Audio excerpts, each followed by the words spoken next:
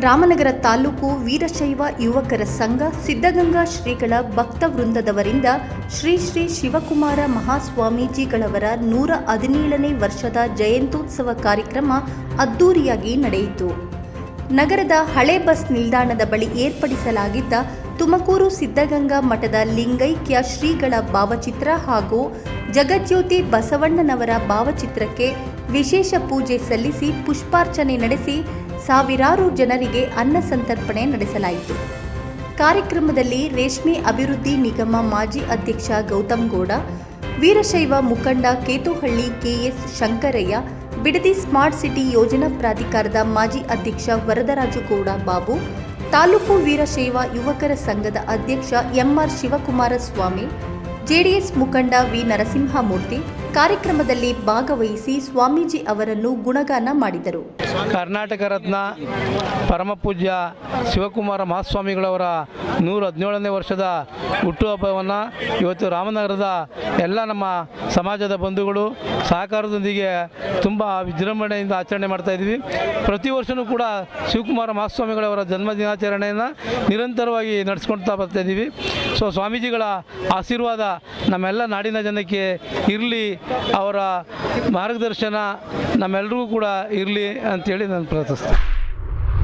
Sir, ಇವತ್ತು ನಡೆದಾಡೋ ದೇವರು ತ್ರಿವಿಕ ದಾಸೋಹಿ ನಮ್ಮೆಲ್ಲರ ಪಾಲಿಗೆ ಸಾಕ್ಷಾತ್ ದೇವರೇ ಅಂತ ನಾವೆಲ್ಲ ಭಾವಿಸಿ ನಾವು ಚಿಕ್ಕ ವಯಸ್ಸಿಂದ ನೋಡ್ತಾ ಇದ್ದೇವೆ. ಶಿವಕುಮಾರ್ ಮಹಾಸ್ವಾಮಿಗಳ ಇವತ್ತು ಜನ್ಮದಿನ ಆಚರಣೆ ಮಾಡ್ತಾ ಇದ್ದೇವೆ. ರಾಮನಗರ ವ್ಯಾಪ್ತಿಯ ಎಲ್ಲ ಸಮಾಜದ ಎಲ್ಲ ಗಣ್ಯ ವ್ಯಕ್ತಿಗಳು ಸೇರಿ ಇವತ್ತು ನಾವು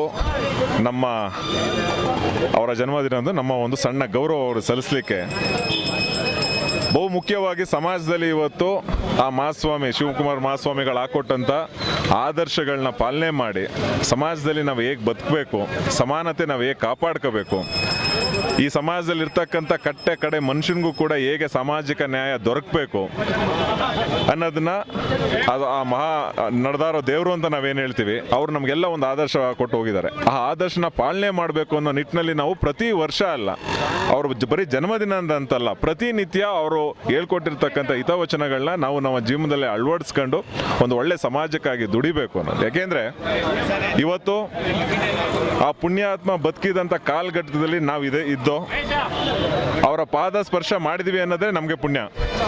ಸೊ ಹಾಗಾಗಿ ಅಂಥ ಮಹಾನ್ ವ್ಯಕ್ತಿಯ ಒಂದು ಕಾಲಘಟ್ಟದಲ್ಲಿ ನಾವೆಲ್ಲ ಇರೋದು ನಮ್ಮೆಲ್ಲರ ಪುಣ್ಯ ಅಂತ ನನ್ನ ಭಾವನೆ.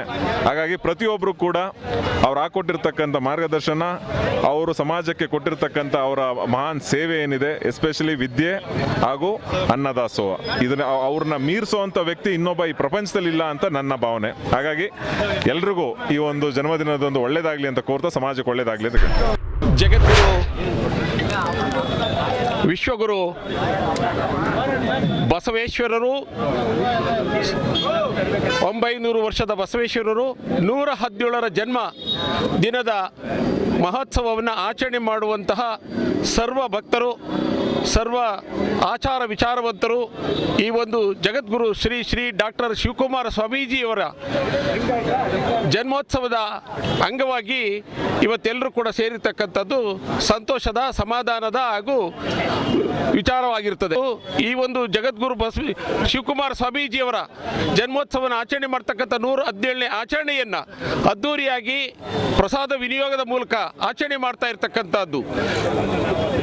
ಡಾಕ್ಟರ್ ಶಿವಕುಮಾರ ಸ್ವಾಮೀಜಿಯವರು ಜಗತ್ತಿಗೆ ಆಶ್ರಯವನ್ನು ಕೊಟ್ಟು ಜಗತ್ತಿನ ಮಕ್ಕಳಿಗೆ, ಕಾರ್ಮಿಕರಿಗೆ, ಕೃಷಿಕರಿಗೆ, ಕಡು ಬಡತನದಲ್ಲಿ ಇದ್ದಂತಹ ಮಕ್ಕಳಿಗೆ ಆಶ್ರಯವನ್ನು ಕೊಟ್ಟು, ಜ್ಞಾನವನ್ನು ಕೊಟ್ಟು, ದಾಸೋಹವನ್ನು ಕೊಟ್ಟು ಅವರಿಗೆ ವಿದ್ಯಾವಂತರನ್ನಾಗಿ ಮಾಡಿ ಜಗತ್ತಿಗೆ ಉದ್ಯೋಗವನ್ನು ಹುಡುಕುವಂಥ ಮಹಾನ್ ಶಕ್ತಿ ಮಾಡಿದಂಥ ಯಾರಾದರೂ ಗುರುಗಳಿದ್ರೆ ಡಾಕ್ಟರ್ ಶ್ರೀ ಶ್ರೀ ಶಿವಕುಮಾರ ಸ್ವಾಮೀಜಿಗಳು ಅಂತ ಹೇಳಿ ಈ ಜನ್ಮೋತ್ಸವದಲ್ಲಿ ನಮ್ಮೆಲ್ಲರಿಗೂ ಕೂಡ ಆ ಕುಮಾರಸ್ವಾಮಿಯವರ ಆಶೀರ್ವಾದ ಸದಾ ಇರಲಿ ನಿಮ್ಮೆಲ್ಲರಿಗೂ.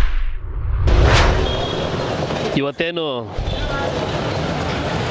ಶಿವಕುಮಾರ್ ಮಹಾಸ್ವಾಮಿಗಳ 117ನೇ ವರ್ಷದ ಜನ್ಮದಿನೋತ್ಸವನ ನಾಡಿನೆಲ್ಲೆಡೆ ಇವತ್ತು ಅದ್ದೂರಿಯಿಂದ ಎಲ್ಲ ವರ್ಗದವರು ಸೇರಿ ಆಚರಣೆಯನ್ನು ಮಾಡ್ತಾಯಿದ್ದಾರೆ.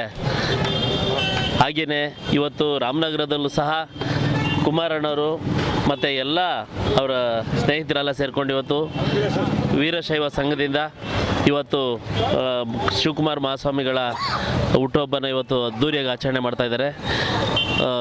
ಎಲ್ಲರಿಗೂ ನಾಡಿನ ಜನತೆಗೆ ಶುಭಾಶಯನ ಕೋರಕ್ಕೆ ಇಚ್ಛಿಸ್ತೀನಿ.